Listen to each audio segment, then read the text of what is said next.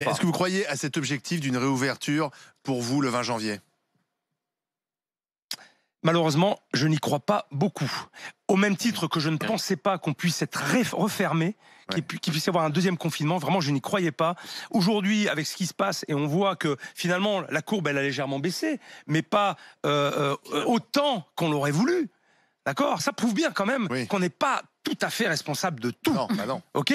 Et quand bien même qu'elle est baissée, c'est parce qu'aussi il y a du télétravail. Les gens ne vont plus tous dans les entreprises. Il y a un peu moins de monde dans les transports en commun, dans le train, dans les avions, tout ça. Donc ça réduit aussi l'effet pandémique. Maintenant, qu'est-ce qui va se passer? Il y a les fêtes qui arrivent.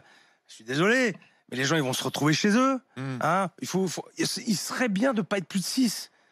Hein, c'est conseillé, c'est vivement conseillé. Ah bah oui, vivement conseillé. Tu parles vivement conseillé.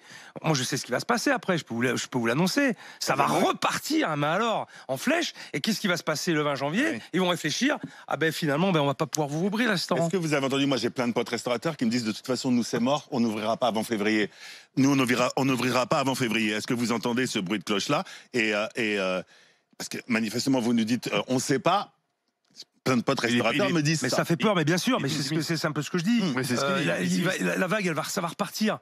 C'est obligé que ça reparte. Donc c'est une erreur de donner une date, comme ils font. Non, ce que veut dire Philippe, si je vous suis bien, c'est que il faut vivre avec le virus et il faut ouvrir le restaurant avec le virus. Parce que le virus, de toute manière, il est là et il sera là encore pendant des mois et des mois. Comme en Asie.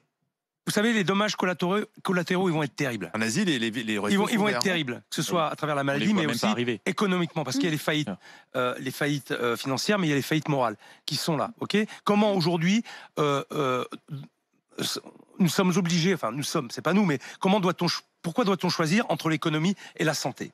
Pourquoi il faut choisir aujourd'hui? Il n'y a pas moyen de mettre une politique, je sais pas moi, une grande politique de prévention, justement pour trouver des solutions, pour trouver cet équilibre-là. Je sais pas, je me pose moi aussi des questions quand même.